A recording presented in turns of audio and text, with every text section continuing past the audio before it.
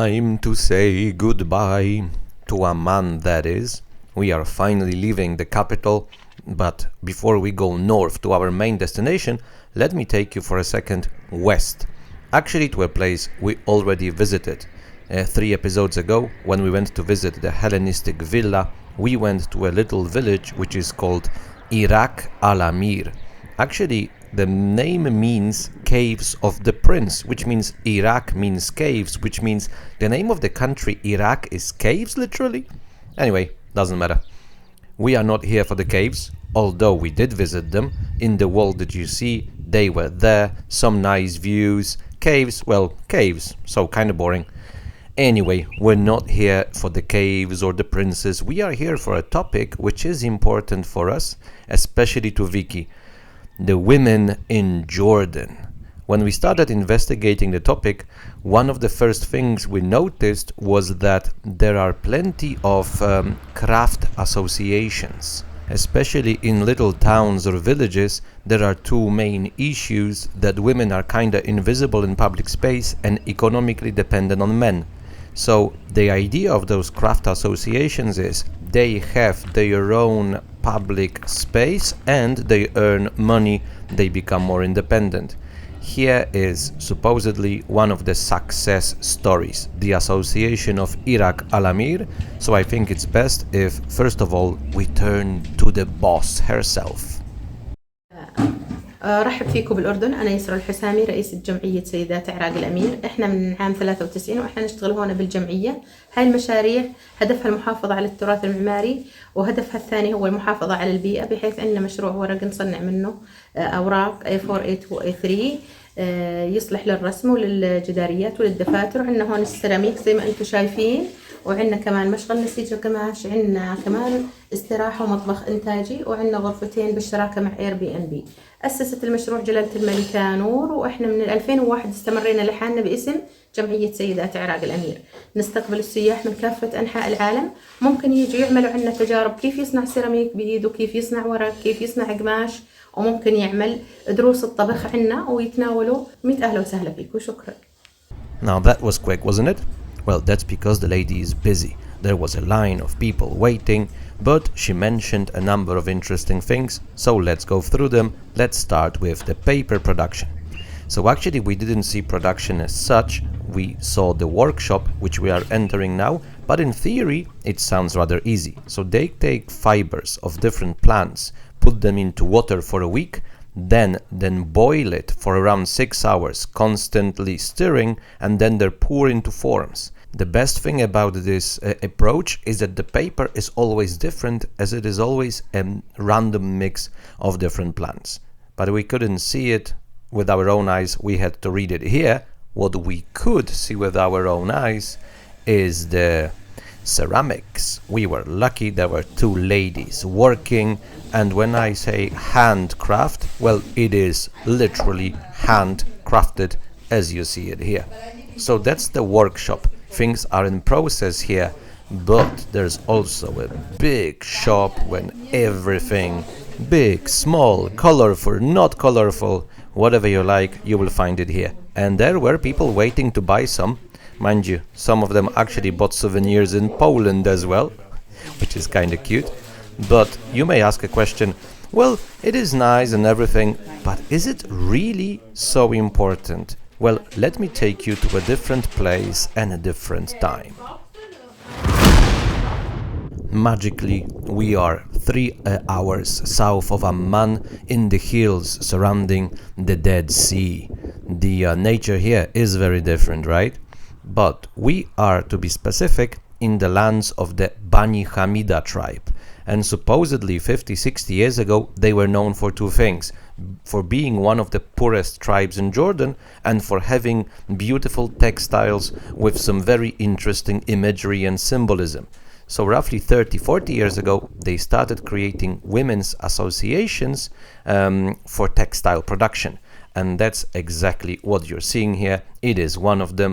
We actually came kinda late, just before closing, so there was no time for a proper interview, but there was enough time to look around a bit. And what you're seeing at the moment, that's hundreds or thousands of euros, as it is weeks or months of hard labor. And then we started looking in detail and we weren't exactly impressed. It wasn't perfect. There were like threads sticking out and everything. And it's hundreds or thousands of euros. So, as I mentioned, we had no time for an interview, but we managed to convince one of the ladies to give us a little show. And I love such things because I have no idea about them. My father does, though. He's from a little village that got electricity in 1972. So he remembers people working like that.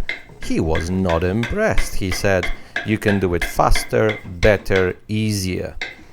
So maybe it is kind of a tourist trap in the end. Well, here's the thing.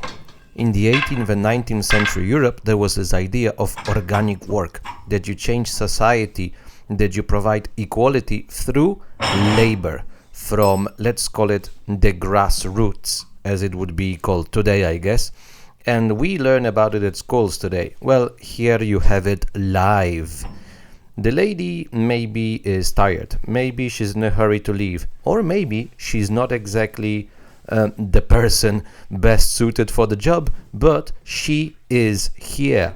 She is in public space, in what is space safe for her. Here women rule, and even if her creation at the end is not perfect, the money you pay for it goes straight to her. And if you cannot afford hundreds or thousands of euros, well, we cannot afford it either. So we bought several knitted stands for cups for like 2-3 euros each. Every little bit helps. Organic work, grassroots approach isn't a revolution, it's an evolution. And even if it's not perfect, well, that's how the real world works, I guess. I believe that all those details I've just mentioned are very important to remember when we talk about such places.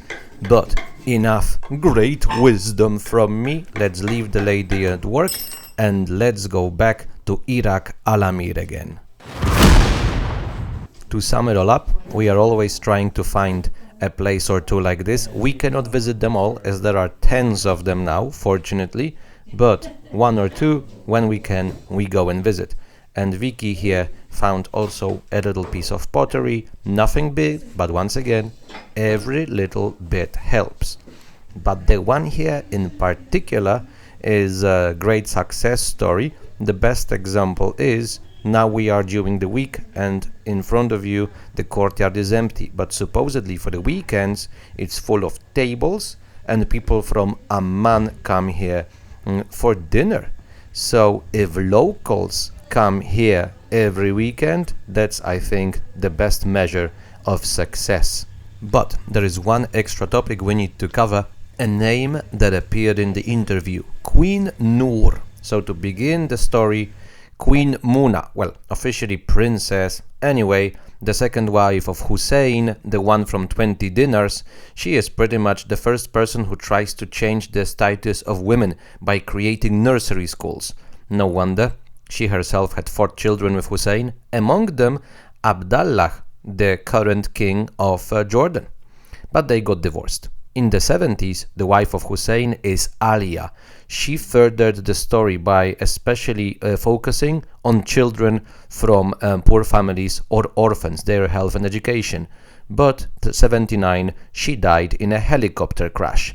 And today, the airport near Amman is named after her, which honestly is rather weird considering she died in an air accident. But the same thing happened in Slovakia. I really don't understand it. Well, matters not. And then the fourth wife of Hussein is the mentioned in the interview Queen Noor. So she kept the focus on the children, their health and education, but she's also the one who started creating tens of those women associations. 99, King Hussein died and his son Abdallah took the throne, so the current queen is the wife of Abdallah, Rania. And she pretty much, by tradition now, kept the focus on upgrading the social status of women in Jordan, which is not just words. Here's the change in female analphabetism in the last 40 years, plus change in life expectancy and number of seats in parliament. Now, what you're going to see now is the original building of the original parliament, today a museum. We already saw some photos from here. We will keep coming back here later on. Now the focus is on our guide, a lady.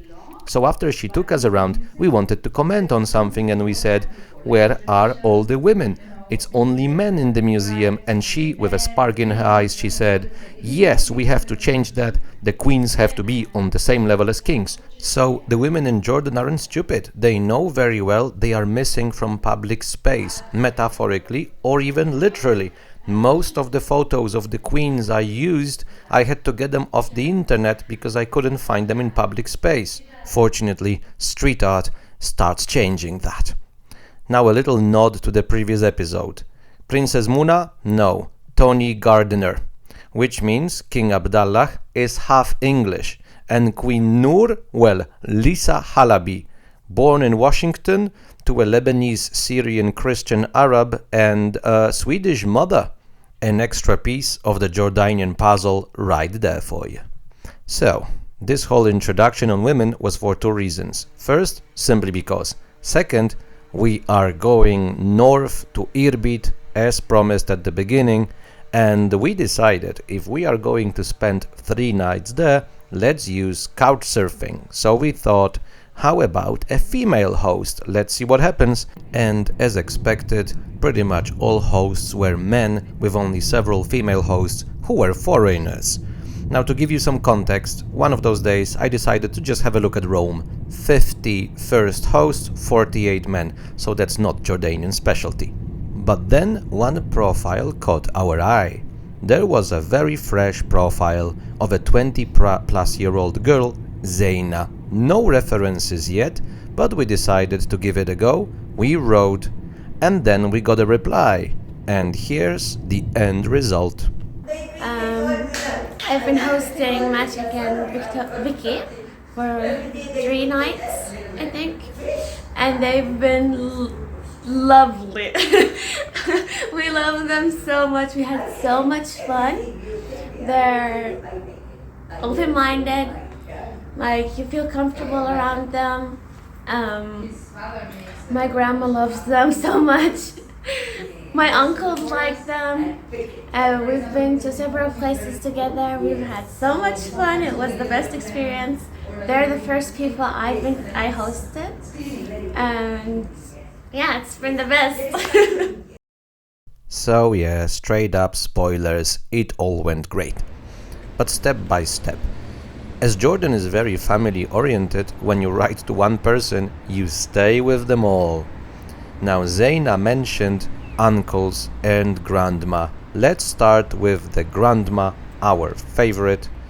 She is going to take you around her chambers and treasure trove now. Let's go. How are you? This is my salon. It's not new, it's very old, but I keep it like this new because our people, they come and visit me and visit us. And this is my food table that you sit. And here, wherever I go, I bring a present from wherever. I will show you everything I will speak about. This is from Pakistan. This and this, from my mother. And this is my husband bring from Taiwan. And he go there, visit there.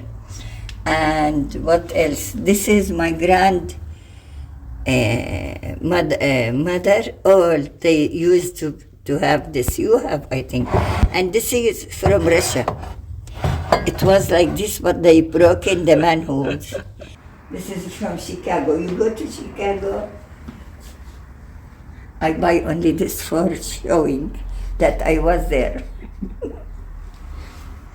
Quite a lot of those souvenirs they have, right? And the chambers are pretty fancy as well, right? And our lovely grandma speaks pretty good English. What's going on? Turns out we ended up with the Al Tal family. one of the first 7 families who funded Irbid itself. And to further complicate the issue, well, there is an interesting detail at the top of the shelf. There is a 150-year-old samovar. So there is some Circassian stuff going on here as well. Well, let's take it step by step. First of all, let's jump into the old center of Irbid and visit the Altal community home, which is actually kind of a villa or even a little castle, one may say, as if we're talking about an important family, it's a lot of people. Here, family isn't simply the closest family. You're talking about cousins of the 10th or 100th degree as well. So it's not even tens, it's sometimes hundreds of people. They would not fit into a private home, as big as it is.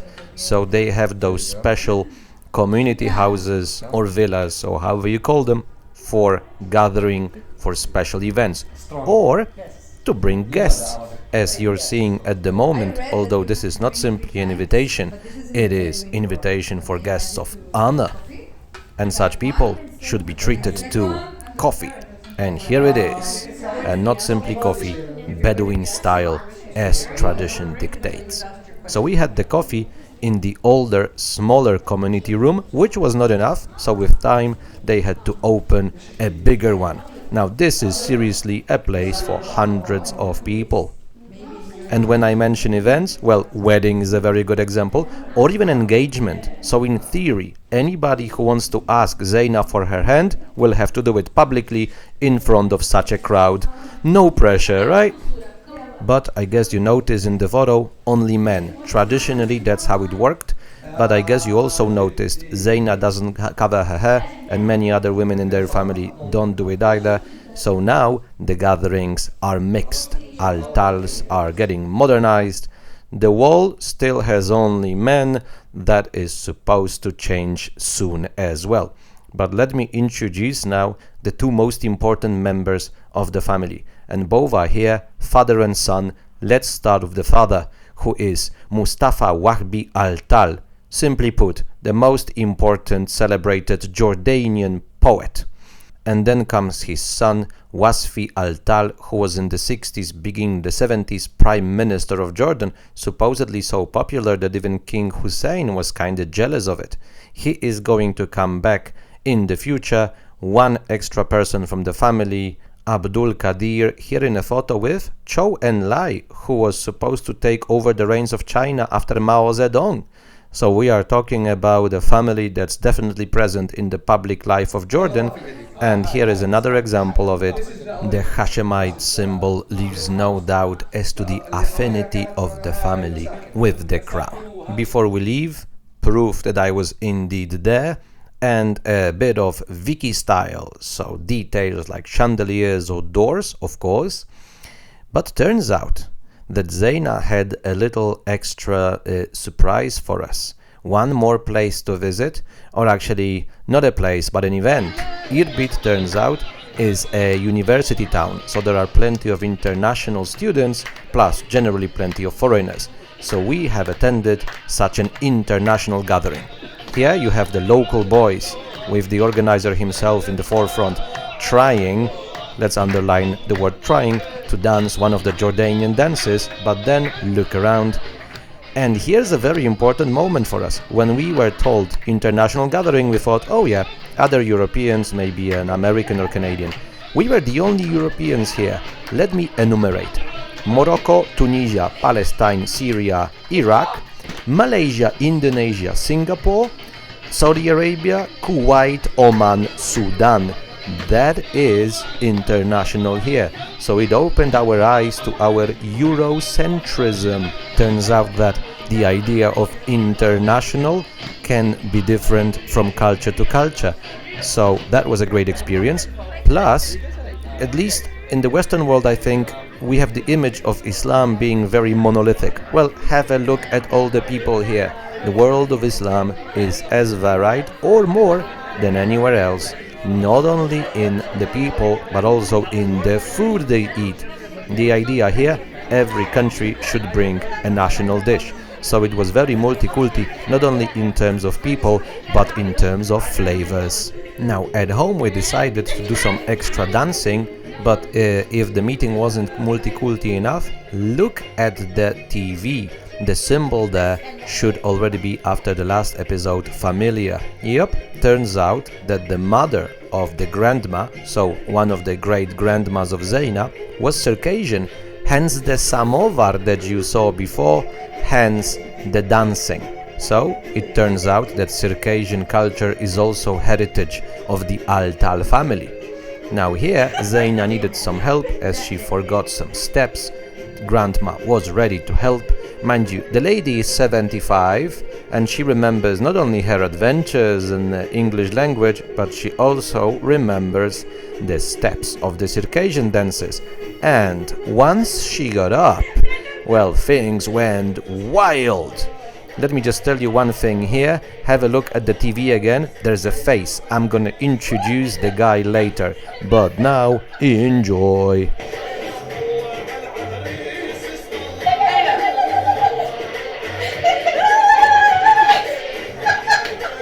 Still not enough multiculti?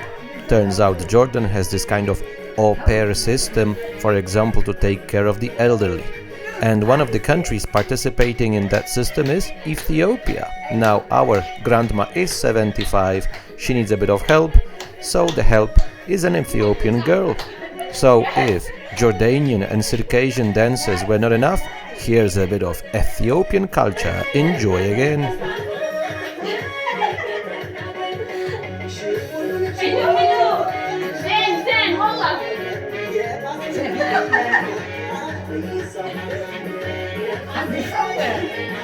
والله اطلع اصلا على النت.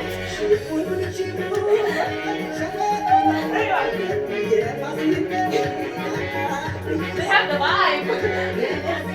ايوه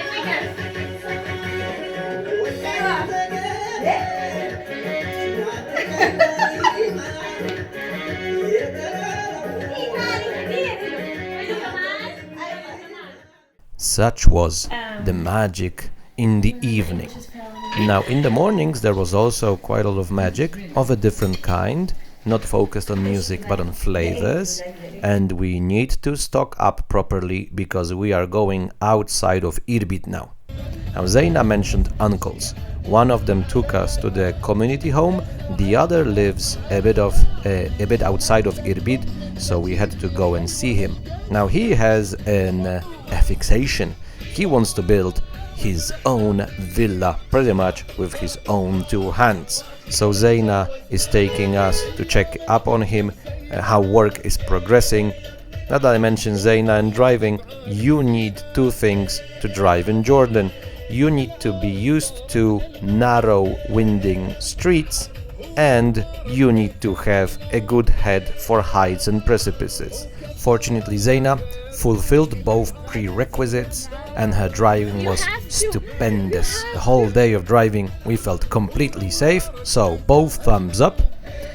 But now you already see kind of a cool thing here. I know it looks like the aliens from War of the Worlds with Tom Cruise, but this is supposed to be kind of a gazebo that looks like the ancient times, but it still doesn't, as it's in the making, and pretty much most of the villa is. So let's find the swimming pool, which is actually a hole in the ground still. And while looking for it, let me tell you a bit more about the situation here. Now Zeina's uncle is this kind of an example of a bit of a crazy person who used to work a lot in Europe, mostly as he is half German, but eventually he reached a conclusion that he wants to pursue a dream, and the dream is to build, pretty much literally with his own hands, a villa with a proper swimming pool. And that's what he did. Pretty much all his energy, the money he saved through the years, he puts into it. And when I say it does take time, well, here's the hole in the ground which is going to become a swimming pool. Now I find this very impressive, but there are people who have a different opinion on the issue. Several years ago, there were rumors, even spread from the local mosque by the local imam, that Zaina's uncle actually found gold in one of the caves. And in a moment you're gonna see the hills around made of limestone, so a lot of caves around. If you find gold and you don't declare it, that's actually a crime. So eventually a gentleman from Amman in suits came here to check if those rumors were true. So I guess when it comes to neighborhood jealousy, it transcends cultural borders. This is no gold, this is hard work of one person. Or maybe not one. Here's a little house hidden in the garden. We told Zaina's uncle about Workaway, which is basically a website where you can apply to come to a place and work for free 3-4 hours a day, and you get the place to live and food. We did it with Vicky in Germany several years ago, and we found it a pretty cool thing to do. So we told Zaina's uncle that that little house that you saw a moment ago could be for the workawayers. Think of it, because then you are going to help a person with his dream, and in your free time you would sit here and eat some fresh grapefruit growing in the garden. So that may be a pretty cool plan for the future, right? But you managed. So just a moment more inside the part of the villa that's ready, and that's the salon. So we were invited there, of course, what else? For tea, not for shisha. Shisha is simply there. But now let's leave the uncle to pursue his dream, and we are going to pursue something else. Guess what? Time for ruins. Now let me tell you this. My plan for Jordan was 5 weeks. We had only 4, so something had to go, and I shoved off 2 days from the north. So actually I started learning not to visit every single ruin possible. So I'm very proud of myself, but we are going to visit something. Although those ruins, it's not going to be the focus, the ruins themselves. They are very popular among the locals for weekends. And as it is Friday, we decided to go there for some people watching. And already now you are going to see something very weekendish. Boys selling those like necklaces made of yellow flowers. Keep those in mind, they are going to come back later on. But now here we are at a place called today Kis, although in the ancient times it was known as Gadara. And here the story is painfully typical. Thousands of years people lived here, but after the conquest of Alexander the Great, Greeks established the city, then it became part of Rome, and still a city in the Byzantine Empire fell into decline slowly after the Islamic conquest. And mind you, this was not one of the biggest cities in the region, so you are actually not going to see anything super duper here. So there is of course a typical amphitheater, but it's more of a theater than amphi. And there is going to be an Acropolis, but it's nothing big, which is pretty much the point. It's a normal, regular town, and such towns we should see as well. I think in the end the two main draws here is again basalt mixed with limestone and the views. We are here on a hill perched above 2 valleys. What you see in the background now is Lake Galilee or Lake Tiberias, modern day Israel. The hill in front of you now, that's the southern reaches of the Golan Heights, complicated, and then you will see Syria in the background. So here we are in a place where 3 countries with complicated relations meet. And when it comes to Syria, one more thing, this snow-capped mountain is the Arab or Druze mountain. So that's the famous volcano responsible for all the basalt finally in front of you. Gadara also appears in the New Testament. One of those days, Jesus, on his way to Gadara actually, after crossing the Jordan, was assailed by demons, defeated them, and the angry demons entered a herd of swine. The poor pigs, crazy, affected by the demons, ran down a slope and drowned in the Jordan. Now, I told you though, we are not here for stories or histories, we are here for the people. And actually we are here, especially for the issue of women. I think many countries in the West have this stereotype that when it comes, for example, to couples, you have the Arab guy in front and the lady dressed completely in black several meters behind him. Well, here it doesn't work. If there are ladies dressed completely in black, as you have here, well, they're alone, no men, so there's no problem to go out alone, obviously. But not all of them are dressed in black. Actually, there's a whole spectrum of clothes here. And when it comes to, let's say, behavior, I'm gonna show you something which is pretty nice, I guess. Vicky likes dancing, even for a couple of seconds. And here you have her. There was some music around. Well, some people picked up on the dancing. And it's definitely a family. The lady is not dressed in black, is she? So you will find the whole spectrum. Yes, there are people wearing niqabs, but most women don't wear them. They do dress, I would say, modestly, conservatively, but not niqab. But then again, there are women, for example, who cover their hair, but their clothes are, let me put it this way, not very modest, rather showing the curves of the female body. And then there are also women who simply don't cover their hair, although I have to say, Zaina was treated like a foreigner, and I don't think that's because she was with us, I think that's because it's still not common. Yet, it exists and nobody saw a big deal, so Jordan is relatively liberal in that case. You're gonna see a whole spectrum here of, for example, female clothing. It's definitely not the stereotype that many people have in their heads. Maybe it's in other countries. Jordan, definitely not. So just some extra words about those yellow flower necklaces or wreaths. Kids make them for weekends to earn a dinar or two. So people help them with the issue of cash, and then they have something nice for a selfie for Insta. Fantastic. But I think what we can do now is no more commentary, and let's walk around. Let's do some people watching together this time.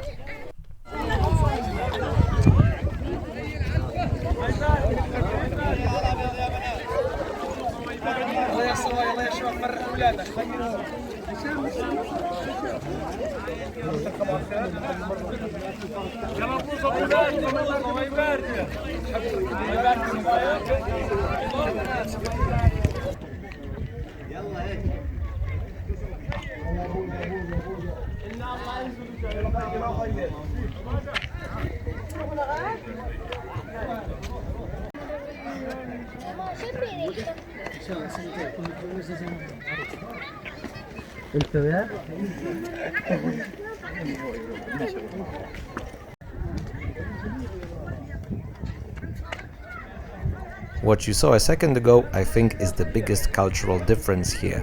It may be weekend, it may be a day off to walk around Rome and Greek ruins, but when Muezzin calls for prayer, you pray wherever you stand. Those ladies were not the only ones praying at that particular moment. But we had some people. Now it's time for the second highlight: greenery. We are in the northwestern corner of Jordan in March. That's springtime proper. And mind you, what a spring it is. It's green and it's lush. Look at all those cute flowers growing everywhere. And I did take a liberty of taking some photos. And I know, many places in the world look the same. But we are in Jordan. 85% of the country is desert. So the impression here is a bit different. And those cows in the background agree with me completely. Green grass is awesome. So let's enjoy it outside of the ruins. Because as nice as they are, in the end we got bored a bit. And I think we were not the only ones. So let's go down to the Jordan Valley itself, but let's go down accompanied by some music. As Zaina played music from the radio, I think this is a good moment to introduce somebody very important. Omar Al-Abdallah, the main Jordanian singer. When our grandma went crazy, that was exactly to his music. Vicky, when she took a taxi from the airport to Amman, first thing she heard was Omar Al-Abdallah, exactly. And that particular song, supposedly his most important, I'm gonna link in the description. So now what you're gonna hear, I don't think it's Omar, doesn't matter. Let's go down to the Jordan Valley with some beautiful local music in the background. Yalla!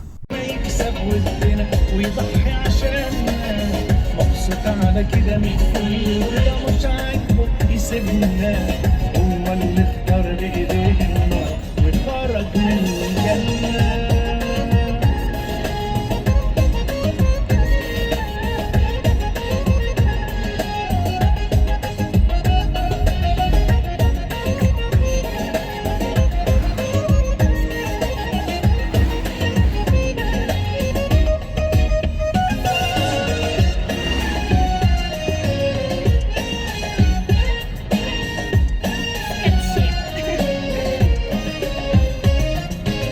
واللي ما بيعرفش قيمتنا تبقى سكته غير سكتنا، خد معاه الشر وراه،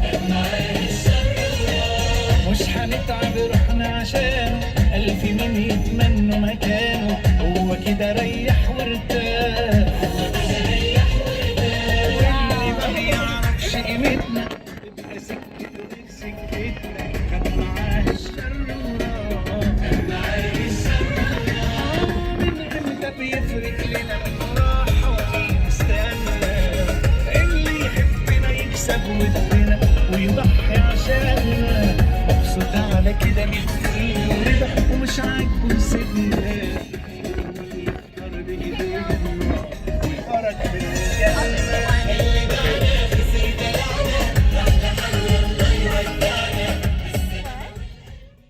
Some pretty cool views on the way, right? So we're gonna go back to that in a moment, but I think you also noticed plenty of people. So not only the ruins are popular, but any little piece of shade. Even if there's a tree next to a busy road, there is going to be somewhere there with a picnic. We're gonna see some more of that soon, but now let's find a spot where I can show you, not from a car moving, but from a spot standing, some extra views. And the views are spectacular because from the top of the hills to the Jordan Valley, it's hundreds of meters, and I'm gonna explain in a second why that is. For the moment, remember also this lone tree, and here we've got the views. See, the thing is, when you look at numbers on a map, the hills here are not high, because those numbers are counted from sea level, but the valley of the River Jordan is in a depression, so actually the real difference is much higher than a map would tell. And here again, look at the field in front of you. This is succulent green. That's the definition of the word succulent, right? And here's the lone tree again. We were there looking at the Jordan Valley for 5 minutes only, and there you go. That's what happened in the meantime. When I say every piece of shade is taken, I meant it pretty much literally. And you're gonna see more of that while we are in the Jordan Valley itself. And again, just look at it. It is a busy road, and on both sides, plenty of cars. Every single car is a family that is somewhere under a tree with a picnic. And I have to say, I find it a pretty cool piece of culture. With one little exception. I would love them also to pick up all the trash when they leave, which unfortunately doesn't exactly happen. But hey, it's never perfect, is it? Anyway, we're not gonna stop for a picnic. We basically had a little adventure over hills and valleys, a little round in a car, and we went back to Irbid. But although we had no picnic, it doesn't mean that we had nothing interesting to try. We went for natural juices, and I am going to show you now the menu. Look at the very bottom. Caca, in Spanish that's poo. So obviously I ordered it. Unfortunately, they were out of poo. But what they gave us does look, and trust me, tasted spectacular. The last little bit is the hills on the outskirts of Irbid. We could see pretty much all of the city from here, and this is the only real contender to Amman. Irbid is roughly 2 million people today, so plenty to take in. Also on the way, we found two very interesting pieces of street art, which and both prove that street art can indeed bring about social change, so to speak. But we are not going to finish with the avant-garde. We're going to finish traditionally. We're going to finish with my little obsession with calls to prayer. And the one you're going to hear is the last one for sunset. Well, I said one. You are going to hear tens of them. if Irbid is such a big town, then there are plenty of mosques. And when you hear it from afar, they blend together and they create this eerie, kinda dreamlike sound. So that's the last bit. And normally I would kinda make a little suggestion of what's coming next. I'm not gonna do it today because our next episode will be most probably the most difficult to make and the most difficult to watch from the whole big Jordan adventure. So let me just leave you here with the muezzin and a dog. There was some dog in the vicinity that just didn't stop barking. Anyway, from me, that's pretty much it. Thank you very much for your attention. Enjoy the muezzin of Irbid, one lone barking dog, and I will see you very, very soon.